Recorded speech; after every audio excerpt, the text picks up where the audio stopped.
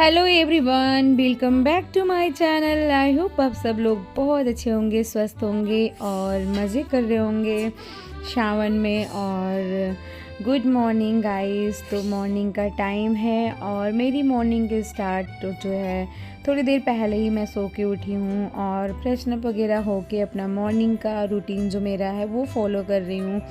और सबसे पहले मतलब पानी वानी पीने के बाद फिर मैंने एक्सरसाइज करना स्टार्ट कर दिया। यहाँ पे 35 मिनट ही मैं एक्सरसाइज करती हूँ डेली ही। कोशिश करती हूँ कि डेली ही कर सकूँ और संडे के दिन केवल नहीं करती हूँ।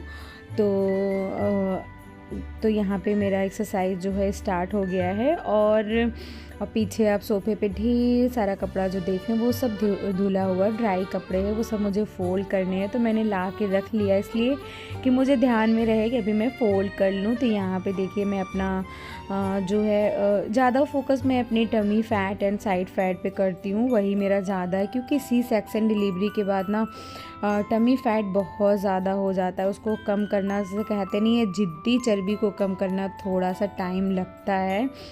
तो अभी टाइम लग रहा है, लेकिन डिलीवरी के टाइम से देखो तो अभी काफ़ी वेट तो अपने आप लूज़ होता है। फिर उसके बाद थोड़ा बहुत एक्सरसाइज डाइट वगैरह करके मैं ना बिल्कुल ध्यान नहीं देती हूँ। कभी कभी जब खाने लगती हूँ तो चीज़ें फिर कभी भी डाइट नहीं करती, जब स्टार्ट करती हूँ तो फिर कर लेती हूँ। लेकिन ऐसा नहीं है कि मैं फुल डाइट पे चलती हूँ, खाना वाना खा लूँ। लेकिन मेरी एक हैबिट है ना, कोई चीज़ है मेरी फेवरेट की, वो चाहे मीठे में हो, चाहे ऑयली में हो, चाहे नमकीन में हो, वो चीज़ मैं कभी भी अवॉइड नहीं कर पाती, वो चीज़ को खा ज़रूर लेती हूँ। तो यही गंदी हैबिट की वजह से मेरा वेट कभी भी कम नहीं हो पाता, बहुत ज़्यादा कम नहीं हो पाता। लेकिन ठीक है यार, लाइफ है छोटी सी, एक दिन तो मर ही जाना है, फिर खा पी लो, क्या ही करना है। बस थोड़ा सा हेल्दी बॉडी होनी चाहिए, इसलिए कोशिश करती हूँ थोड़ा एक्सरसाइज, थोड़ा वॉक। और शाम को मैं डेली 40 to 5 मिनट वॉक करती हूँ, छत पे ही करती हूँ, कहीं जाती नहीं हूँ। और सुबह के टाइम 30 to 35 मिनट एक्सरसाइज कर लेती हूँ। तो कुल मिला के मेरा 1 घंटे 20 मिनट ऐसे करके हो जाता है, दोनों समय मिला के। तो मैं इतना जो है अपना काम कर लेती हूँ। उसके बाद फिर एक्सरसाइज वगैरह करके यहाँ पे मैं अपना लेमन हनी वाटर लेके बैठ गई हूँ गरम करके। और हस्बैंड भी एक्सरसाइज कर रहे थे, वो भी उनका वो 15 to 20 मिनट करते हैं। और वो अपना फ़ोन में चला के ऐप्स वगैरह जो होता है वो सब करते हैं। तो वो ज़्यादा नहीं करते हैं, उनको इतना ही बोरियत लगता है। बस मेरे कहने से, मेरे जिद की ज़बरदस्ती की वजह से मैं उनसे कराती हूँ, ताकि उनकी बॉडी जो है वो फिट रहे। क्योंकि वो उनका अपना शॉप है ना, तो सारा दिन बैठते हैं शॉप पे, तो उठना बैठ इतना नहीं होता है, चलना फिरना। तो मैं इसीलिए बोलती हूँ कि आप एक्सरसाइज करो, जिससे आपके नी पेन वगैरह सही रहे, और इसलिए ज़बरदस्ती कराती हूँ। खैर उनका मन तो बिल्कुल भी नहीं होता करने में, लेकिन मेरी वजह से वो कर लेते हैं और बोलते हैं गुस्सा ना हो तो मैं कर लूँगा। तो फिर देखिए उधर नाश्ता पानी वानी पीने के बाद तो हस्बैंड ना, जहाँ हम एक्सरसाइज कर रहे थे, इस एरिया का फ़ैन बहुत गंदा हो रखा था। तो आ रहा है रक्षाबंधन, तो रक्षाबंधन पे घर की क्लीनिंग करना तो बहुत ज़रूरी है। क्योंकि जैसे बहन बेटियाँ आती हैं ना, तो मेरी नंद वगैरह आएंगी, तो थोड़ा सोच रहे हैं क्लीनिंग वगैरह कर लें। अभी इधर मायके भी 2 दिन चले जाएंगे हम, फिर इतना नहीं हो पाएगा, तो अभी थोड़ा टाइम है। तो सोच रहे हैं एक एक रूम करके ऐसे करके थोड़ा सा क्लीनिंग स्टार्ट कर दे और फ़ैन वैन क्लीन कर दे। फिर घर में जब कोई आता है ना, तो गंदगी बिल्कुल भी अच्छी नहीं लगती है, लगता है घर साफ़ सुथरा रहे। वैसे भी 2 दिन नहीं रहेंगे, तो फिर घर बंद रहेगा, तो ऐसे या कोई रहेगा भी तो इतना क्लीन नहीं करेगा। तो इसलिए मैं सोच रही हूँ फटाफट अपना क्लीनिंग का काम स्टार्ट कर दूँ। तो आज से थोड़ा स्टार्ट कर रही हूँ क्लीनिंग करना और सारी चीज़ों को चेंज करना, जैसे बेडशीट, सोफ़ा कवर वगैरह धुलना, वॉश करना, सारा चीज़ें स्टार्ट करूँगी आज से ही। तो यहाँ पे फटाफट मैं इसीलिए बना रही थी ब्रेकफास्ट में सिर्फ बहुत सिंपल सा पोहा बना रही हूँ, सिर्फ मूँगफली और मटर डाल के, और चाय एक तरफ मैंने चढ़ा दी। तो इधर मेरे पोहे बन गए हैं, उधर हस्बैंड अपना फ़ैन, AC, जितने भी फ़ोटोग्राफ्स वगैरह लगे हैं, मतलब फ़ोटोज़ वगैरह लगी, वो सब सीनरी वगैरह सब क्लीन कर रहे थे वो। क्योंकि वो लैडर पे चढ़ के करना पड़ता है, तो वो मैं इतना ज़्यादा लैडर पे चढ़ के नहीं करती हूँ, ना ही मुझे वो करने देते हैं लैडर पे चढ़ के। तो वो खुद कर लेते हैं ऊंचाई वाला काम जो होता है। तो उधर वो कर रहे थे, बोल रहे थे मैं कर लूँ, क्योंकि बच्चे का स्कूल का भी टाइम 10 बजे का हो जाता है, तो उन्हें निकलना रहता है। तो इधर 9 बज रहे थे, अभी उनके पास थोड़ा टाइम है और बहुत ज़्यादा नहीं क्लीन फ़ैन और फ़ोटो वगैरह क्लीन करने में ज़्यादा टाइम नहीं जाता है। 15 टू 20 मिनट में उन्होंने पूरा क्लीन कर दिया था अच्छे से, एसी वगैरह सारी चीज़ें क्लीन कर दी थी। तो फिर मैंने बोला कि पहले आप नाश्ता कर लो, सारी चीज़ें छोड़ दो। तो इधर देखिए फ़ैन जब क्लीन कर रहे थे बहुत ज़्यादा ब्लैक ब्लैक गंदगी निकला है।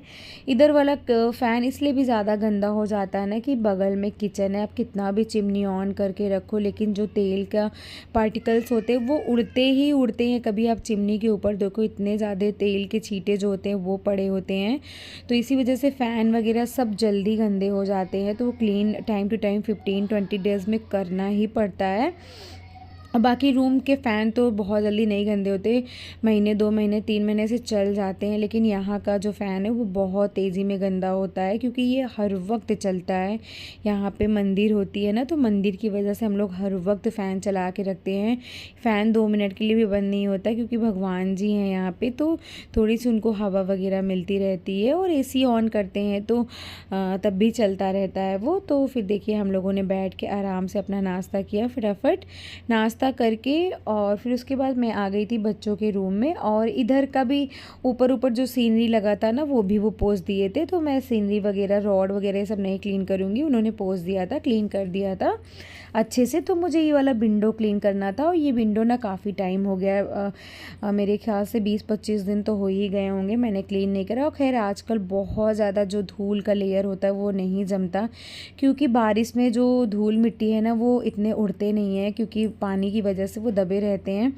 तो मैंने देखा तो इतना गंदा तो नहीं था, लेकिन फिर भी मैंने दोनों तरफ से खोल के अच्छे से, बाहर की तरफ इसका ग्लास विंडो है, अंदर की तरफ से नेट वाले विंडो है, तो मैंने दोनों तरफ से अंदर की जाली वगैरह अच्छे से क्लीन कर दिया पूरा।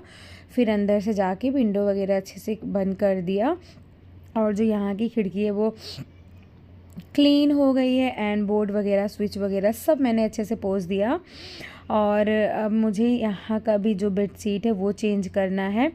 अब मैं यहाँ तो कोई सोता वैसे है नहीं, ना बच्चे सोते हैं ना खेलते, ज़्यादातर यहाँ कोई कुछ नहीं करता है। यहाँ सिर्फ और सिर्फ यशु अपना ट्यूशन पढ़ता है या पढ़ाई करता है, बैठ के रिवाइज़ वगैरह करता है होमवर्क, क्योंकि स्टडी टेबल इसी रूम में है ना, तो यहाँ बैठ के वो अपना पढ़ाई वगैरह करता है। तो इसलिए यहाँ पे कोई काम नहीं होता। यहाँ पे चादर 20-25 दिन आराम से चल जाता है, बिल्कुल भी गंदा नहीं होता है, बिल्कुल भी 1% गंदा नहीं होता।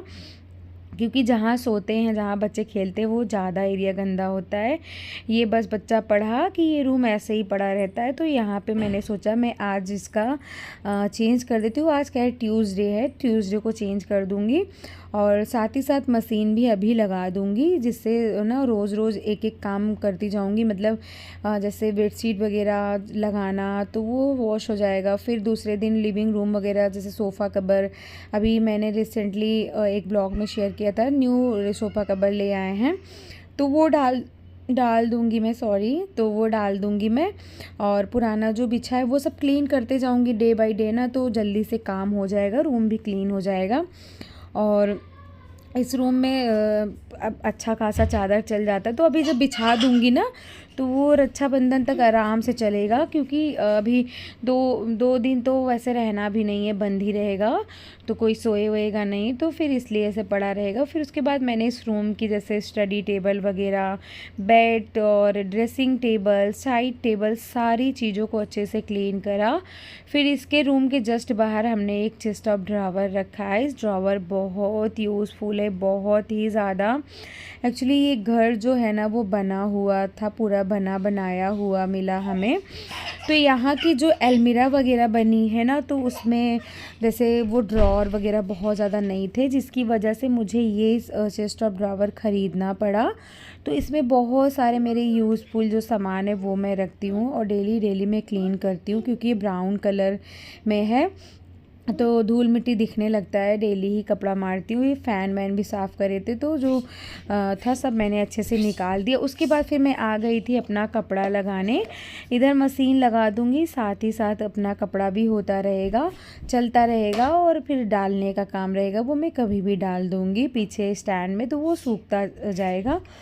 तो ये सब करने के बाद फिर मैंने बेडरूम का भी बेडशीट हटाया हुआ, ब्लैंकेट वगैरह फ़ोल्ड करा सारी चीज़ों को, और देन फिर मैंने अपना जो डस्टिंग का काम है वो स्टार्ट कर दिया था।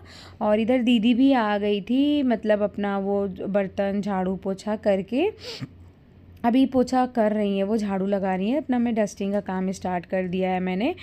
तो इधर देखिए रूम बाय रूम जितने भी चीज़ें हैं मैंने डस्टिंग करना स्टार्ट कर दिया है। और बेडरूम का जो ये सारी चीज़ें हैं जैसे ड्रेसिंग टेबल, टीवी, ये सब तो रोज़ ही मैं क्लीन करती हूँ, लेकिन ये वाला विंडो जो है बेड के पास हमारे, तो ये मैं हर तीसरे चौथे दिन करती हूँ।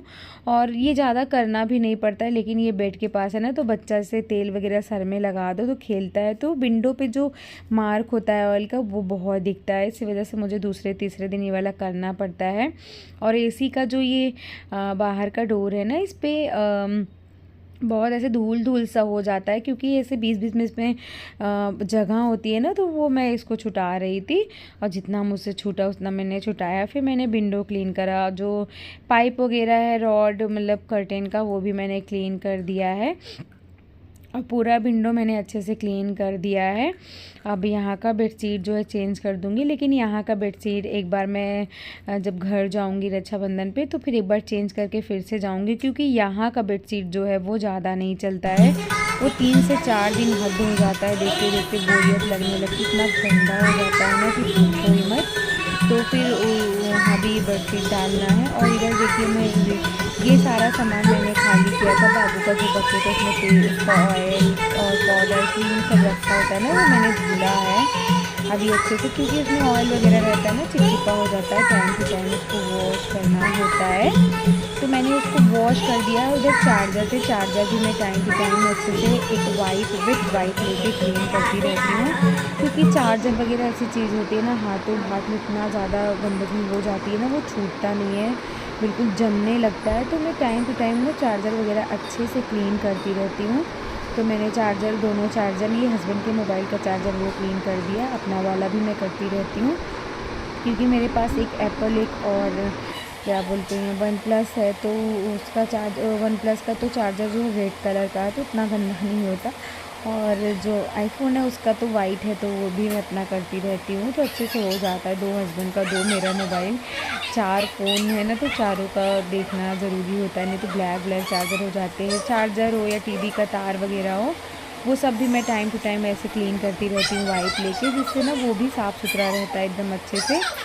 और फिर डस्टिंग मैंने बाहर के एरिया पे किया, और रैक वगैरह अच्छे से क्लीन करा, और छोटे वाले आंगन में भी जाके सारी चीज़ें मैंने साफ़ करी, वॉश बेसिन धुला, सब कुछ धुलने के बाद अभी मेरा कपड़ा चल रहा था, तो आंगन में बाद में धुलूँगी। उसके बाद मेरे पास थे ढेर सारे कपड़े, वो मैंने फ़ोल्ड किया।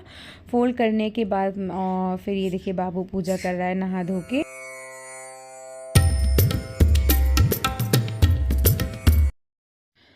और जब तक मैं अपना काम नहीं, क्योंकि आज ना काम बहुत ज़्यादा हो गया था, तो हस्बैंड भी अपना कुछ ना कुछ काम में लगे थे, जैसे उन्होंने फ़ैन वैन क्लीन करके ना फिर वो बाबू को लेने चले गए स्कूल।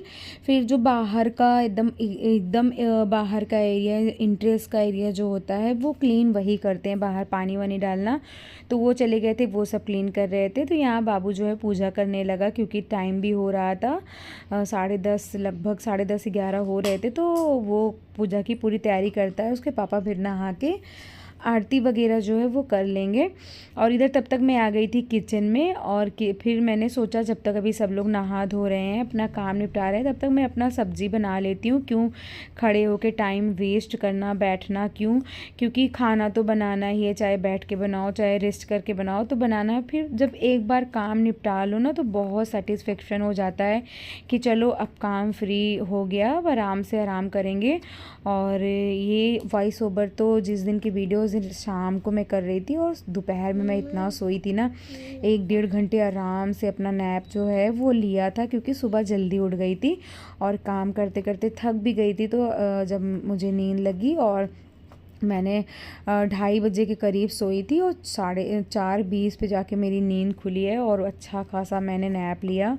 और इधर देखिए मैं बना रही थी बंडा की सब्ज़ी। तो बंडा आप जानते होंगे, ये इस चीज़ को ऐसे लंबा सा होता है ये, मतलब हर सिटी में नाम अलग होते होंगे, मुझे नहीं मालूम, लेकिन हम लोग तो इसे बंडा ही बोलते हैं। आप लोग बताइएगा कमेंट में, आपने देखा तो आपको पता होगा इसे क्या बोलते हैं, आप लोग शेयर करिएगा। तो फिर मैंने इसको ना ऐसे पीस पीस जैसे आलू कट होते हैं ना, मैंने इसको कट कर लिया। सॉरी, वॉइस ओवर कर रहे थे तो कॉल आ गया था हस्बैंड का, वही बात करने लगे थे। फिर इसको मैंने ना ऐसे आलू की तरह पीस पीस में कट कर लिया और इसको ना थोड़े से ऑयल में फ्राई कर लिया है। आप चाहो तो इसको डीप फ्राई कर सकते हो, लेकिन मैंने इसको डीप फ्राई नहीं किया है, मैंने बिल्कुल भी सैलो फ्राई किया है, क्योंकि थोड़ा सा वही हो गया ना, एक्सरसाइज करो सब कुछ करो फिर डीप फ्राई का खाएंगे तो क्या ही फ़ायदा। इसलिए मैंने थोड़े से ऑयल में ऐसे मतलब कवर कर करके थोड़ा सा पक भी जाता है और रेड भी हो जाता है। तो आप देख सकते हैं काफ़ी अच्छा फ्राई हो गया था। फिर उसके बाद मैंने इसमें ऑयल डाला थोड़ा सा कढ़ाई में, प्याज को भूना और प्याज को फ्राई करने के बाद फिर मैंने लहसुन, प्याज, अदरक, मिर्च पीसा हुआ था ग्राइंड करके उसको भी भूना। फिर इसमें सारे वही ड्राई मसाले अपने जो जाते हैं, इंडियन मसाले जो होते हैं, हल्दी, लाल मिर्च और गरम मसाला, किचन किंग मसाला, सब कुछ डालने के बाद फिर इसको अच्छे से भून लेना है जब तक कि ऑयल अच्छे से दिखने ना लगे। तो यहाँ पे देखिए हमारा मसाला इतने अच्छे से भुन गया कि नीचे आप देख सकते हैं कढ़ाई बिल्कुल छोड़ने लगा अच्छे से। तो ये कढ़ाई साफ़ हो गया एंड उसको फिर मैंने मसाले में मिक्स किया और मिक्स करने के बाद फिर अच्छे से इसमें नमक डाला और पानी जितना भी आपको रसा रखना है।